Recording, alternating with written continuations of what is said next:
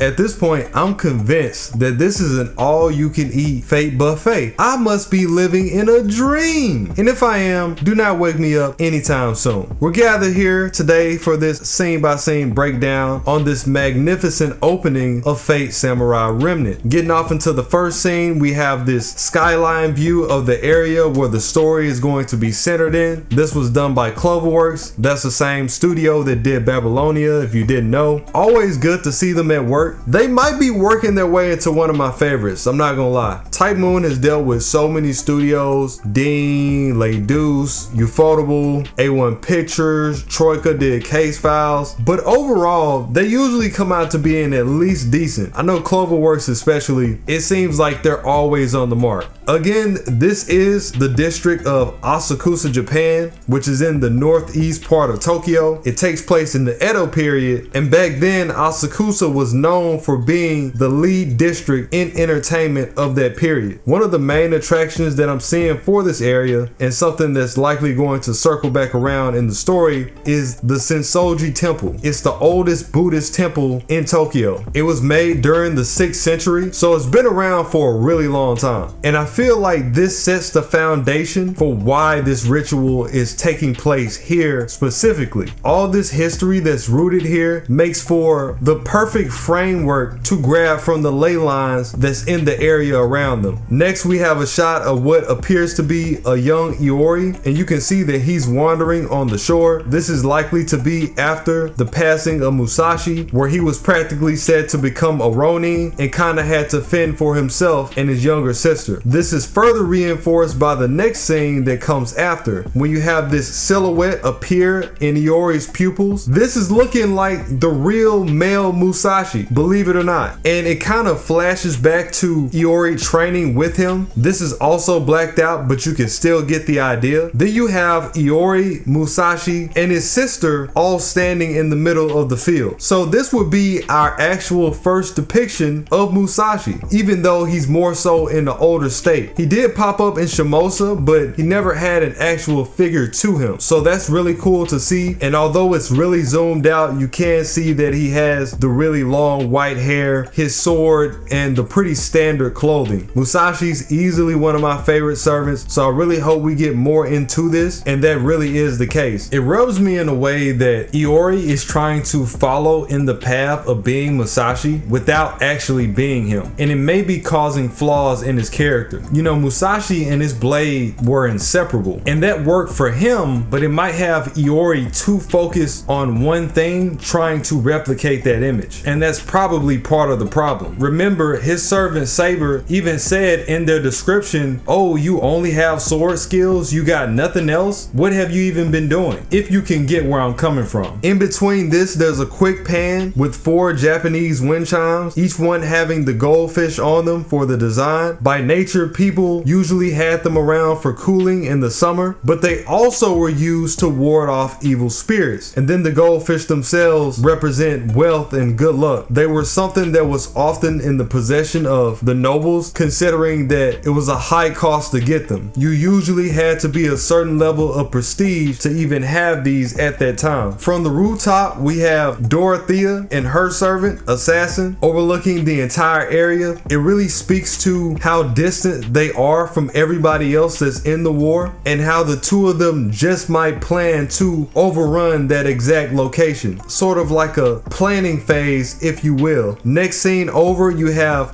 Gong, Archer's Master, and you have his 2 subordinates following behind him. You can see that he already has his command spells, so the war is either about to start or it's already started. Then you have Musashi, her master Takao, and then you can sort of see the stray berserker in the background off to the side. You'll notice that Musashi's master has her Kiseru, the Japanese smoke pipe, and the reason this sticks out to me is that there is a version of this pipe that's actually used for combat. It's often carried by gangs like the Yakuza, so it leads you to wonder, does she possibly have a version of that in her possession? Or is this pipe that she's showcasing more than what she's leading it on to be, and it's actually a part of her powers, a part of her kit? Next, you have Jalter master and her master, Chiemon, you can see that he's sort of kneeling down in front of these falling soldiers. They in fact look like they've been bisected from the waist down, and they're all just kind of laying on the ground in front of him. You can also see his banner hovering over one of their bodies. So from one point of view, it seems that he's taking this revenge of the Shimabara rebellion extremely serious. And then on the other hand, you look further into the scene and you'll notice that he's praying, almost as if to say he feels sorrow for these same people that he's taken out. And this was something that I was going to get into later, but if you notice on his design, he has these Japanese curse marks off to the side on his clothing. It reminds me a lot of the Japanese curse marks that Sasuke had back in Naruto Part 1. This may tell us a little bit more about the situation that him and Jalta are in. Are their spirits in fact cursed and something is over them to make them take part in circumstances that they really don't want to? Because if you notice, and for him especially, for him to be so dead bent on revenge, he doesn't seem really excited about it at all. Usually when somebody seeks revenge, there'll be some type of enjoyment factor, but he doesn't even seem to be enjoying it. So it just appears to raise some red flags. Looking more into the symbol, I'm also seeing that it's the same royal crest of the Ryukyu kingdom that were later conquered by the Tokugawa. They come from the islands around Japan, practically being states of multiple Chinese dynasties, the Ming dynasty, the Qing dynasty. So his name Chiemon is highly likely to be a combination with his Chinese background. Gotta look more into that to see if we can find exactly who that is. Next up, you got a scene with an older Iori, and he's going against a bunch of warriors that are trying to take him down at once. There's at least 3 of them in the shot, and neither of them can handle his body. In fact, if you notice, Iori is so precise with his movements that he used the back of his hilt to stab out the eye of one of the people that was trying to stop him. But he did it in a way where his sword wouldn't get stuck, so he still had enough time to deal with the other person that came from behind him. Very tactical choice on his part, because if he stabbed the first guy with the blade, he may have not have been able to pull the sword out in time to deal with the other one. Then you have a shot of Saber going down these steps, him also being around these fallen soldiers. You can even see him walking through the pool of blood to confirm their deaths. You can also see him sheathing his sword as he goes down the steps to say that he had to deal with them. By the way, I love Saber's fit. I know that's not what this shot is about, but it looks so clean right here. Probably the best that I've seen it look, just the way that it's being presented. And you'll start to notice this weird trail of umbrellas going all the way down the steps, all of them appearing to have this bullseye. Looking into it, they're called Janome, or the eye of the snake, for that reason. They're based on the reels that they were created on, and back when they were first made, the sewing machine company Janome took up that name alongside it, just because it felt like it matched the vibe of the reels. But beyond their traditional use, these two are used for warding off spirits. So right off the bat, we have all of these objects to ward off evil. The very fact that there's 6 of these in one scene gives off this vibe something eerie is about to occur. So you got 4 objects from that first scene with the wind chimes, and then you got 6 umbrellas, possibly referring to 10 spirits that we'll have to deal with somewhere along the line. Going back to Qin Gong, we have a couple of close-up shots from him, one in particular dedicated to the fact that he is a general, and so it's showing us that he is an experienced pole arms user. And then you have his servant kind of facing the other way from him in the background behind. This could offer some type of disconnect in their relationship. Maybe they don't see eye to eye on something, and the opening wants us to know that. But Qin Gong does seem a lot more joyous than normal, like he's just really excited to be there and be a part of it. Going into the next scene, we got a close-up of Assassin. Of course, the drip is superior. You can see that half of his face is covered in bandages, and he's got the face paint going over his eyes, and also the yellow eyes to further confirm these snake-like tendencies. You got a close-up of Dorothea. She's got her coat hanging off to the side. She's kneeling down like she's about to take the coldest group photo of all time with this smug look across her face. Actually hilarious. And then you'll see this photo of them in the the background as well, just like you had with Qingong and Archer. And I really like this shot because they both look great here. It makes me want to get more into Dorothea's tattoos on her legs and why exactly are they there? Is it something that she's going to use? Is it just for her appearance? And the same thing with Assassin. Usually he doesn't have his garments all the way on. So this is the first time that I'm seeing that even when he's covered up all the way, you can still see the snake eyes down the middle and this white and blue colorway that further matches this face paint look that he has going on up top. Going back to that scene that we had with Musashi, her master, and Berserker, we get a better look of Berserker close up, and this man is enormous. Bro can barely fit on the screen. His entire hand is about the size of Musashi's head, not even exaggerating. And you can see by the look on his face and between the positions that he had in the other trailer that he does have some type of resentment as a stray servant. Again, you're noticing the chains. A lot of people were pointing that out because the ongoing thing is that this does look like Samson, and I'm really interested to find out why exactly this timeline specifically. It does appear that they are going to be some type of composite group because we are seeing him quite a bit. Even though he's said to be this quote-unquote stray servant, he's always with Musashi's master Taka. Was there something that she said to convince him that he had to work alongside her? Considering her role in society as a prostitute, she's probably very good at dealing with leverage, so she may not be as benevolent of a character as she may seem. We flip back over to another shot with Jalter and her master. You can see that they're still roaming, and Chiemon is devoted to keeping this look that he has, and he always has his banner. This time, in fact, he's holding it in the scene where there's the close-up. Given the prayers from before, he's more than likely conflicted in his pursuit for revenge. You have a scene with Ryder's master, Yui. It did tell us in his background that he did decide to serve the shogunate before the Grail War started, and in the scene you'll see that he's receiving a sword from one of the men. This could be either his academy or his indoctrination behind him working with the shogunate. Now when it comes to Yui, and this goes with looking more into the background, Yui was actually a part of an uprising. There was a coup d'etat that was supposed to happen against the shogunate in the exact year that this story takes place in, and Yui was one of the main leaders alongside the likes of Marubashi Chuya. And this has me thinking that this Rider, this supposed person in this armor, may be that exact figure. And if not, I do definitely believe that it's one of the people that was around Yui at that time acting as a cover-up. This whole signing up to work under the shogunate was only to pull the rug from beneath their feet. And ultimately, the uprising didn't work. They ended up getting caught up, Marubashi ended up getting arrested, and Yui committed seppuku to avoid the same fate. Now that's not to say that's what's going to happen in the story, because now there are different dynamics that have been thrown in to throw the entire situation out of whack. But originally that's how it was supposed to go down. In another snow scene, you'll see 4 men laying on the ground, all of which having the blood surrounding where their head should be to show that they were in fact decapitated. You have a bunch of people around them. Likely these are the shogunate. You can tell just by the sheer quality difference in their armor and the fact that they have weapons versus the men on the ground who appear to just be normal peasants. They don't even have shoes. There were 3 main execution grounds where the Tokugawa were known to execute all of their victims in this period, so what we see in the scene may in fact be one of them. We get a quick flash of a clip with a bunch of women and they're all fenced in. We know that during the Tokugawa period, the laws made women's rights fall to a new low. They could do nothing but serve their family. They weren't even allowed to be out without their husband unless they were serving some type of function. And so most of them became entertainers like Musashi's master, for instance. But you can see by their clothes, they're of low status and they all appear as if they're about to be sacrificed. A lot of these things are just highlighting how crude and inhumane the Tokugawa shogunate were in their rule on both the men's side and the women. And then moving over to this shot, we have our first close look at Castor, and this man couldn't look any more evil. I kid you not. You'll see that he has this bluish reddish tint to his hair. I thought that was an interesting take on his design. His mouth is also covered up, his hair covers one of his eyes, and you can see he's standing in charge of a group of nobles. They have the boshi hats with the writing to symbolize their nobility. And going into the new information that we have through the site, it doesn't tell us much about Castor other than the fact that he's behind the waxing moon ritual, but it does tell us more about his master. We now know that his master is Yasuhiro. He's hosting the waxing moon ritual in tandem with his servant, and he's actually a descendant of Abe no Seimei. And if you've been following FGO, you know that Abe no Seimei is huge. We've had interactions with him in chapters like Heian. He's the greatest mage out of this period and one of the most well-known mages in Japan. He's also Domen's arch rival. So it makes a lot of sense, as I pointed out before, that, I noticed this so-called descendant has the same type of hand texture as Domen, and that's likely because of his mage background. If you look at the outline for the story, it does say that we're on the 4th shogun, Ietsuna. This is more than likely the scene with him and his followers with the white tiger on the wall. Now this next scene, and you can see a bunch of warriors that have been slashed through, some of which even being amputated, and you'll see this figure of what appears to be this female in the one-piece black gear, and she has an extremely long sword in her hand. I'm seeing a lot of people say that this is Ryder. They do have the very same color in the lining of their outfit, so it wouldn't be a ridiculous claim. Plus, going back to what I was saying before, that Ryder is definitely hiding something under that gear. So I'm excited to see how that plays out. For the next scene, you have a male with an Oni mask that looks like he's just taking it off of his face. This gives us an interpretation that he might be playing a double on an infiltration level, or at the very least, he has bad intentions considering the mask. And I'm gonna be honest, I dare even say that it might be Iori, because it does look like it's the same color that he usually rocks, except now he has the symbols all over. Same jaw structure, possibly him being tricked or possessed into the other side. Let's hope that's not the case. In the next scene, you got Iori's foster sister, Kaya, and she's holding one of those wind chimes that looks distinctly different from the ones that I mentioned before. It has a lot more design to it. And going back to Iori, her profile does say that he is reckless and she's worried about him, that she's the one that usually ends up looking after him. So all of that kind of weaves into the behavior that I feel like he's been showcasing. And then you see this dramatic shift to her drowning. A cherry blossom blooms over the top of the image, and she's completely changed her outfit, and she looks a little older. So there's a lot going on here. For the cherry blossom, some of the things that they're symbolic to are life and death. The drowning represents that she might be at a point where she's being overwhelmed by the situation, being overwhelmed by her looking out for her brother, that slowly but surely their connection is starting to run out of time. Life is fleeting for them. And the scene where she looks older feels a lot like a dream sequence. You gotta remember that originally Kaya does come from a different family, and going back to the flashback with Musashi, he had her since she was an infant. So by that alone, we know that she's probably not familiar with her family, and that sequence might be an image of what her lifestyle could be had she been with her family, or at least come into contact with them. Maybe she would be in a happier place and she wouldn't be so overcrowded by the idea of worrying about him so much. I also noticed that when the cherry blossom did bloom, it bloomed over a dark background, so this may not be as good for her as she might think. Also, if you've been following the channel, and this has absolutely no merit by the way, I'm just theory crafting, there's a concept in the Prismaverse where there are some female children that are touted as children of God, and because of that they have these special powers up until the age of 6. Now of course she's far past that age, but my point is they operate similar to Grail vessels, and this may be telling us that she has a greater connection to the overall story than we may think. Maybe she has these huge magical reserves that we don't really know about. You can see that she's wearing the formal clothing, and it resembles that with her original family, the Ogasawaras. She may be of really high importance and never knew it this entire time because she's been disconnected from them for so long. Next over, you have 3 men with the Kasa hats, all of them wearing their Tokugawa coats, likely doing some patrols of the area in the snow. And then immediately you shift into the master master of Castor, Abe's descendant, layered on top of them, and you see a bunch of demonic eyes start appearing all over the screen. But the master is darkened out, at least half of his body is. The way that the scene transition, it seems as if the master has this all-seeing eye over the Tokugawa, and he's using them in a way to deploy the ritual. There is about 7 eyes on the screens, and these eyes in general are likely the connection to Gugalana appearing in the story. You even see a seal before the largest one appears in the middle. For the next scene, we got Saber. I want to call him Yamato so bad, but we don't know yet. But we see Saber, he's in the air and he's starting to showcase his powers. He slams his sword into the ground, and then it starts to generate these huge waves that swallow up the guys that's nearby. And if you look at the freeze frames, you can even see that these waves have the face of spirits. They look like snake mouths. So that borderline confirms what everybody has been saying before about him wielding the Kusanagi. By the time that he got it, it did come from the tail of Orochi, and then the sword is casted off into the sky. So here's the thing about this. We know that Ibuki Doji actually wields the Kusanagi in Fate already. She's in FGO, and there's multiple interpretations of the sword, and she mentions this herself. Originally, the sword came from the nine-tailed fox, Amaterasu, Tamamo's OG form, which makes a lot of sense for her being here. Wink wink. The next version is the one that Orochi has, the one Susanoo later claimed from his body after he defeated him. And since Ibuki is part Orochi herself, and that's her father, that's the reason why she has a version of it. And then there's the last version where it got down to the hands of the mortal, that being of course Yamato. But in the Fate verse, they're all taken into account. So the one that we see may be a different version of the same sword, because you can see in its normal form they do have some differences in detail. But that's not to say that his sword can't change later on and resemble the real thing. And it does appear to be water based, because before he starts to move, you don't really see anything in the background, but as it comes to a close, you can see the raindrops kind of coming down on top of them, like it's directly tied to the move itself, and it's not just the weather. Plus, if you think about the way that Ibuki Doji's Phantasm comes out already, it looks exactly like this. Let's be honest. As a matter of fact, it couldn't be more identical. Next, we have this quick image of Archer gearing up to shoot 3 shots into the air simultaneously. So we know that the way that he fights, he does a tri-shot at one time. That's something that we're learning is very unique to him. I'm still rocking with the idea of this being Hoyi. Whether that's the case or not, I really love this shot, and you can see they all go into the sky and sort of bomb the nearby area while people are still in it. Though they do appear to be Ronin, so I don't exactly think that they're good guys or civilians or anything like that. So it doesn't feel like this matter of him having this in consideration for human life. It seems like these guys are just subordinates. And then we got one of my favorite shots out of the whole trailer, and that is the shot of all the stray servants being led by Gilgamesh in the middle. Yes, Gilgamesh has pretty much been confirmed. If you look at his new descriptions on the site, it says that he runs a store called Babylonia. The dude's hilarious, and his name is actually Boss, and it doesn't give us a real moniker. Given the art style, it almost seems like he's rocking the low cut, and the way that he's standing in the middle of these stray servants. One of the main reasons that I like this shot is because of how serious it looks. I'm like, who do these dudes think they are? The Justice League? These guys are lined up super serious, like they're really about to fend off Earth's greatest battles. One thing that I noticed is that this saber is way bigger than I thought. He didn't look nearly as tall in the other trailer because the clips were kind of fast. He has greater height than everybody else in this scene. Taller than Gil, and even taller than Ku.